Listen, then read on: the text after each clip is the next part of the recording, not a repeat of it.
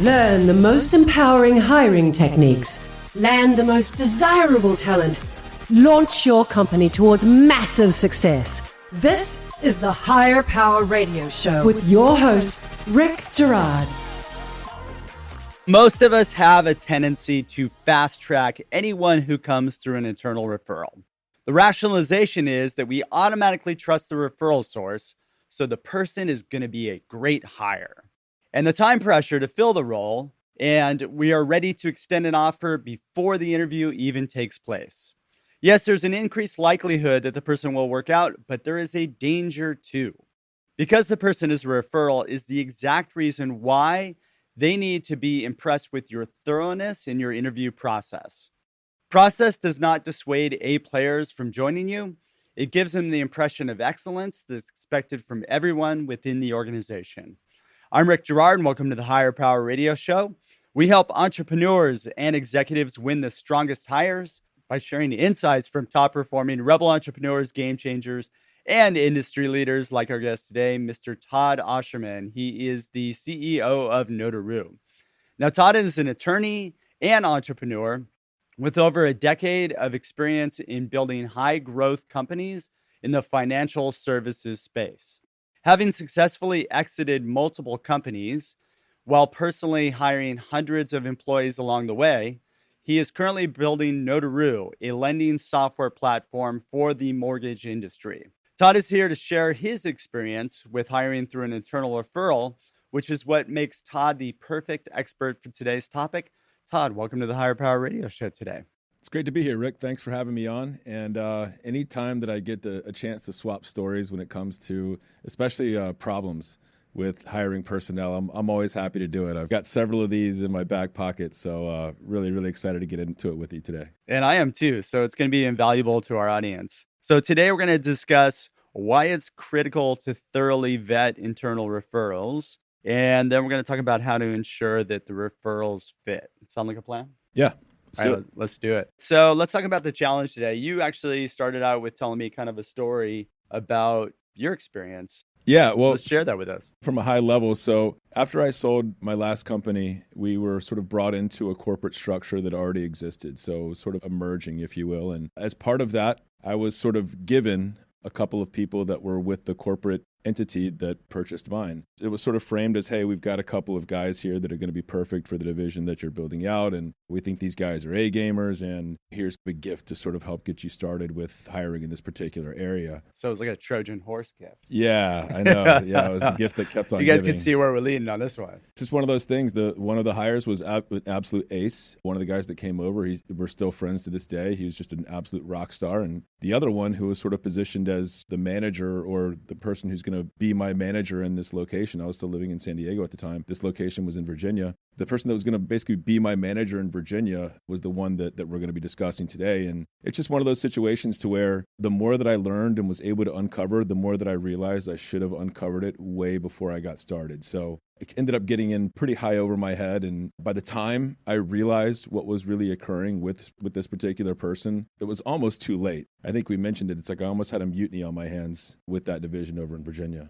So let's take it a little bit back to where, okay, you get these two referrals. Yeah. Did you interview them, or did you just kind of trust that these people are just going to work out? I interviewed them. It was one of those things where at the time I was so relieved because there was so much going on, right? After the sale of my company and trying to grow, we had very ambitious growth patterns. At one point, we were hiring 30 people per month. So I was very happy to sort of get this bone from the company that bought mine. That's what I took it for. So I was very excited about sort of not having to go through the process of vetting them. I thought that I was getting a couple of A gamers, and one absolutely was. And the other one, ultimately, I should have put the screws to him a little bit better. Really kind of, I was thinking about this and reflecting after we spoke the other day. One of the things that I could have from an early level uncovered was just asking if he had any conflicts with the company prior to him and I being introduced. I don't know if he'd have been honest with me, to be honest, because it's like, let's just say that he had a very interesting relationship with the truth.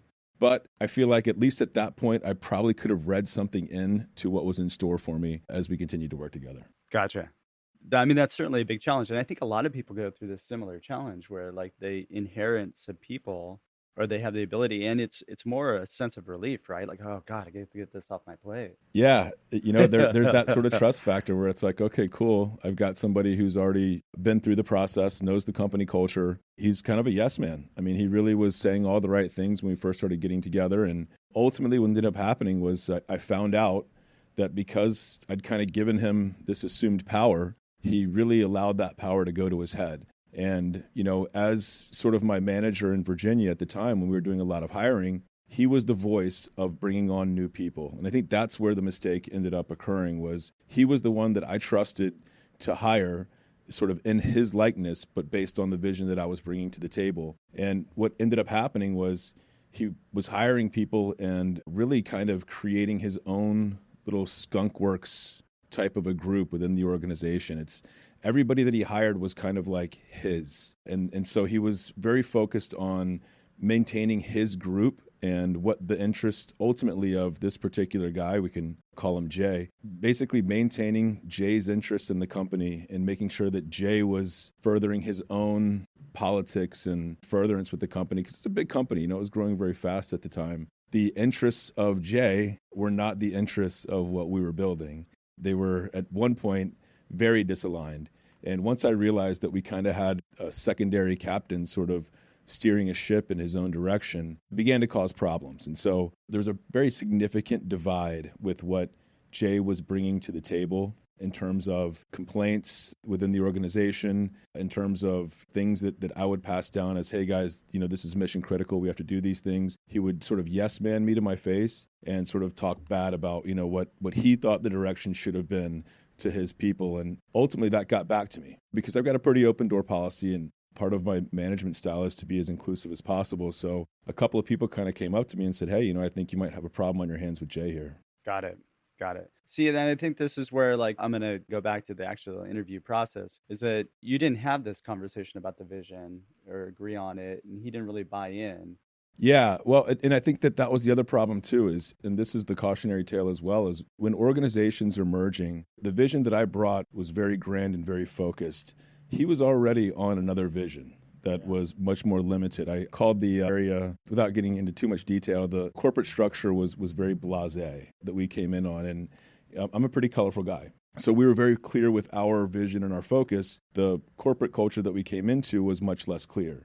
So he was already sort of ingrained and entrenched in a culture that I just didn't pick up on until it was too late.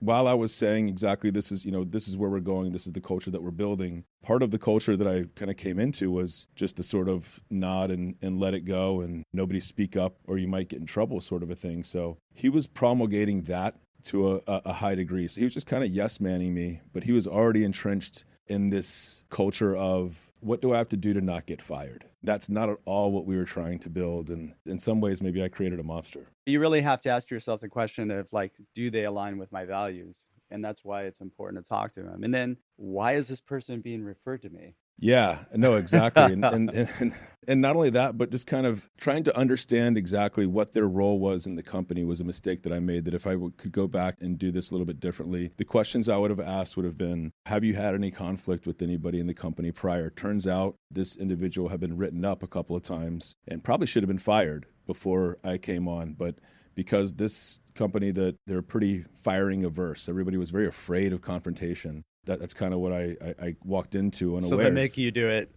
Yeah. So ultimately I did it. And it was, it was funny because by the time I realized what was going on and I had a talk with him, I said, hey, Jay, what's happening? I'm getting all these reports that you're going over here and we're going over here. Ultimately, he was pretty oblivious to it. So at that point, I started digging around to the corporate culture already, or the corporate entity already, and asking about, okay, so what's going on with this person? That's when I uncovered that he was already on strike 3. But nobody bothered to tell me when I signed on. It was more of a, hey, we don't know what to do with him, so let's just give him to the new guy sort of a thing. As a welcome gift. Yeah.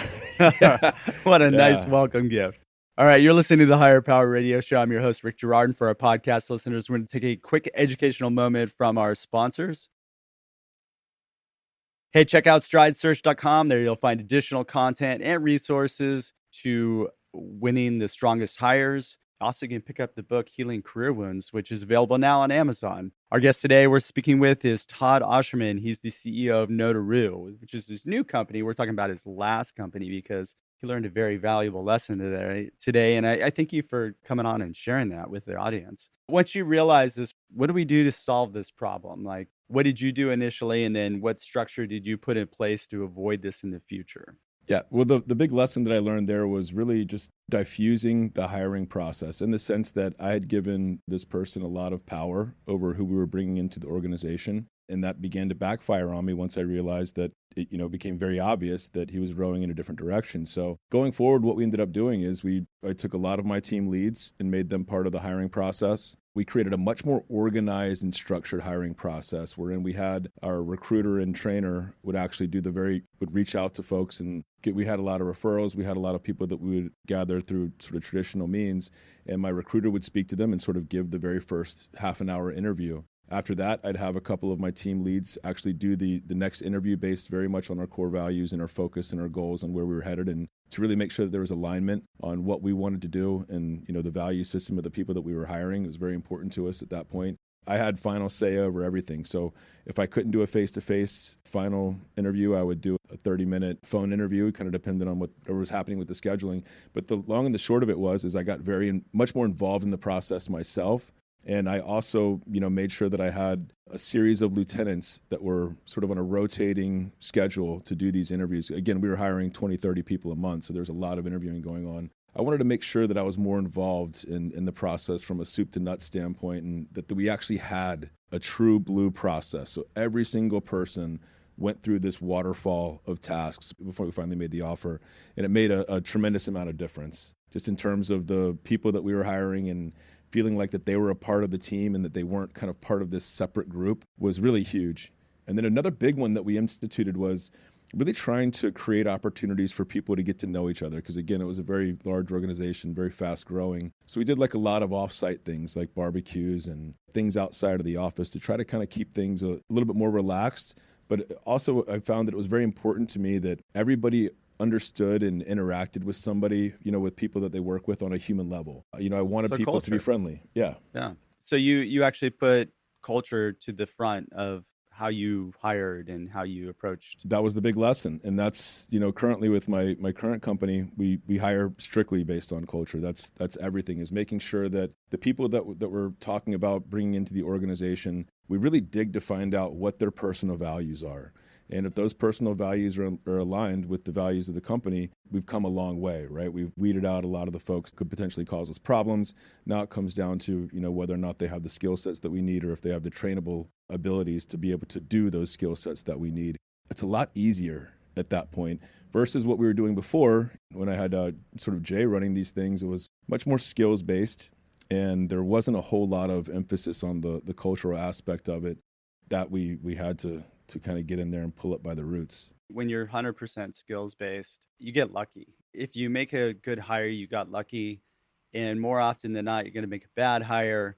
And again, the fact that you've gone to a model where you're evaluating values alignment first is huge. Well, and also too, people that have really good skills, they're able to hide their problems very successfully for a very long time. And so if someone's able to come in and let's say that they're a really killer salesperson or something like that, and you're like, oh my goodness, this person has unbelievable pedigree, then you bring them in and, oh wow, they're really delivering results and their numbers are fantastic. If you're not paying attention to what's happening outside the numbers, in the sense that how are they to the support staff? Yeah. How are they to every other person that's not directly tied to their bottom line? Are they nice people? And maybe some organizations that, maybe they don't want nice, but I kind of feel like life is short. Living with a bunch of jerks for the greater part of your day tends to be unsatisfactory. Yeah. I mean, if you're a jerk, though, and you want to be around other jerks, then that's rock and roll. Perfect culture for you, for sure. Yeah. But, I'm kind of like, I've had a learning experience similar to what you talked about, where I've had somebody who was a phenomenal recruiter, did great, rubbed everybody in the team the wrong way. Mm-hmm. And when that person left, production skyrocketed through the roof. Everybody's personal production went up. That was a hard thing for me to accept. Like, oh gosh, if I lose this person, that's going to be a big part of our income. Absolutely. Yeah. And it's like everybody else seems to know those problems sometimes, except for us in management or in leadership. It takes a while for us to figure it out, especially if we haven't been doing the right things from the jump off. And I just remember doing a lot of jumping through hoops, trying to keep that person happy. Yeah. And then finally, when that person left, again, it was like, hallelujah. It was like the sky opened I love and it. everything changed. Again, like I just had a much happier team and everybody wanted to come to work. When you think about it, if you as the leader had to jump through a lot of hoops to make them happy, what did everybody else have to do to make them happy? I mean, it's almost like when you pull that person out of it and everybody's kind of free to go back to doing their own job or role or whatever their level of responsibility is. When they're free to pursue that, that's kind of where the magic happens. And when we have these people that we look at the numbers and it's like, the spreadsheet says they're awesome. Well, if we're not looking beyond the spreadsheet, then a lot of times we're actually poisoning our organizations. Yeah, that is very true. All right, so you're leading with culture first. I think as we talked about this with the way we outlined it was culture first. Why is it important to spread the balance of power? Because I think that, and again, this is very much tied to a specific set of facts here with this individual. By allowing this person who was relatively new to me to have the power of hiring, I mean, when someone's being hired into a large organization, the person that they actually speak with that hires them, they're seen as a major authority in their life and in their future. And they're the person that people turn to when there's any sort of an issue. Even if there's hey, if you have an issue, here's the chain of command, here's how this should go. That gets thrown out the window, especially if you have somebody in there that loves that power and is all too willing to subvert what the rules are to be able to maintain that power for themselves. So, and by the way, that's a C player. Like, yeah, that's, I mean, we all want to avoid those chaos causers. C for chaos. Yeah, exactly. I mean, C players will hire other C players, or he might have been a B player. They're going to downgrade the hiring, and then it just kind of creates all kinds of problems for you because the people that are just taking the jobs are the ones that are just there for the paycheck, not for the mission or the vision. Yeah, exactly. And also, too, just a big part of that was by diffusing this power element, by bringing in other people in the decision. Number one is it showed a lot of trust to my new managers that were coming in, especially in the Virginia branch, my lieutenants out there. Yeah. It showed them that, hey, I valued their opinion and I wanted their take on who we were bringing into the organization. And then number two, everybody also, because it wasn't just one person that was hiring all of these people, everybody always followed the protocol and they were trained the way that we wanted them trained. There was no sort of side way of skewing their upbringing in the organization by letting everybody sort of know that this is how we do things. At the end of the day, I was at the top of the food chain. So that's kind of why I wanted to make sure that I was the one that sort of had final say. Yeah. But to get to that point, I wanted to make sure that I had all of my direct reports involved. And I wanted to make sure that the people that were coming on knew that it's not just one direct report. There's not one road, to me or one road to advancement in the company. These are all the people that are going to be helping us basically be successful both in the office. And I think that's the other part that I talked about was we tried to also create successful situations for people outside of the office where I feel like when you're hiring people, if they really can feel like they're part of the family or part of something bigger, because that's what it is, then they tend to perform better and they tend to last longer. That was the other big lesson there was let's just not rubber stamp people and get them into the org because, as you said, we have a C player hiring C people. Let's try to hire people that are willing to go a little bit outside of that are willing to really make this a personal thing. I call it gaffing, give a flip.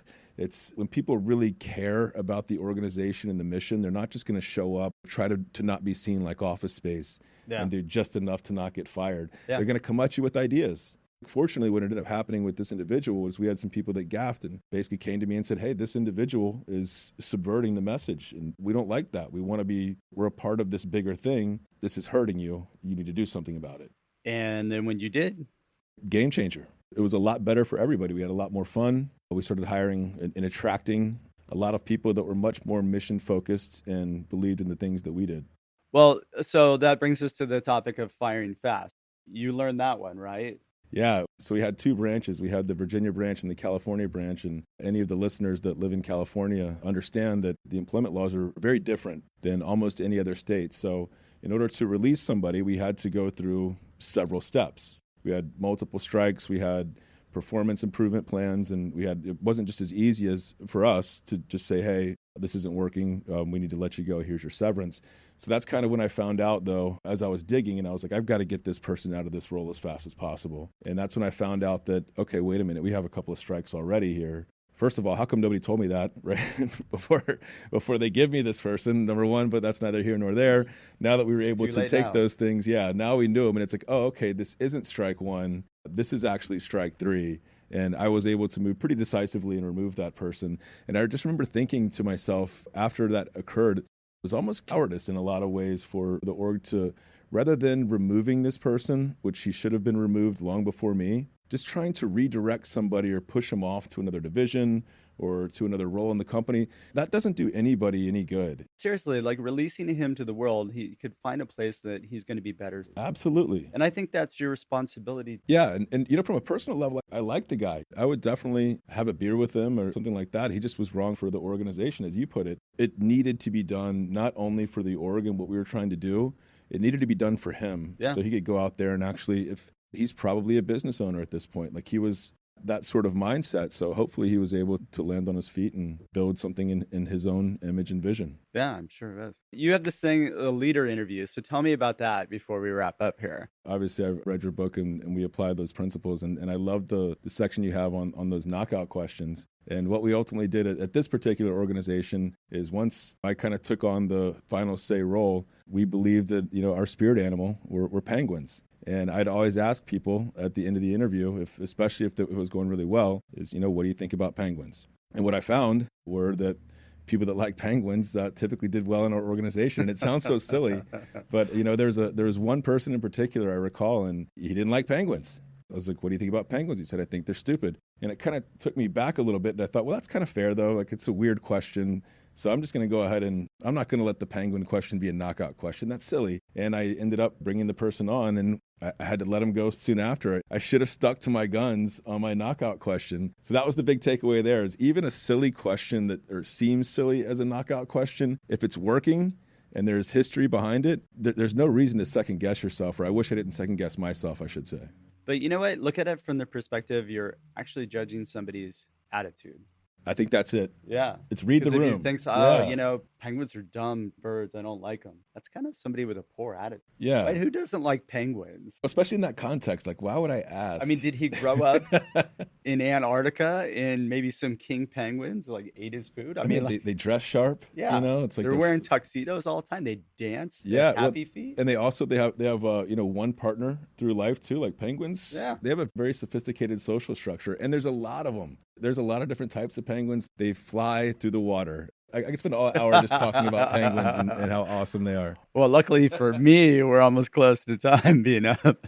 No, I like penguins. So, all right, well, shoot. What would be 2 or 3 key takeaways you can give the audience that can plug into their business today? Especially if you're coming into a new organization, if there's a merger or an acquisition, and there's going to be people being brought from one team to the other, doing a little bit more digging. Not just believing people when they say, oh, this person's going to be great for your division. Yeah. So actually put them through the process as you would if it wasn't somebody that came from the company. That was the first one. And then the second one, too, is how we finished on. It's once you find, and sometimes it happens in very odd, creative ways, but once you find those knockout questions and you know that when people answer in a certain way that they're going to fit your culture, your vibe, don't second guess that. I mean, hey, I use knockout questions all the time. I think they're super valuable to really understand whether or not somebody aligns with the organization. Yeah, and it's one of those things to where I wish that I would have held more true to my guns on that one. Todd, man, thank you so much for your time investment today. And I want to welcome you to the Higher Power Radio community. Now, what would be the best way in which members of the audience can find you, connect up with you, find your company? Yeah, absolutely. Well, I'm a LinkedIn guy. So the easiest way is on my LinkedIn, and that's just Todd Ausherman, Aushерman. That's the easiest way to get in touch with me. Now, Notaroo, we're growing fast, and we're sort of in our infantile stages still. So yeah, but you're hiring though, right? We are hiring. So anybody who's listening. Yeah, absolutely. And specifically right now, we're looking for development help. So we have a couple of devs we're looking to fill right now. All right. Well, shoot. I want to thank our listening audience for tuning in to this week's episode of Higher Power. Quick thanks to our team, Brian Colburn, Andrea Ballin, and Ayla Gerard. If you're listening to the podcast, please subscribe, review, and share.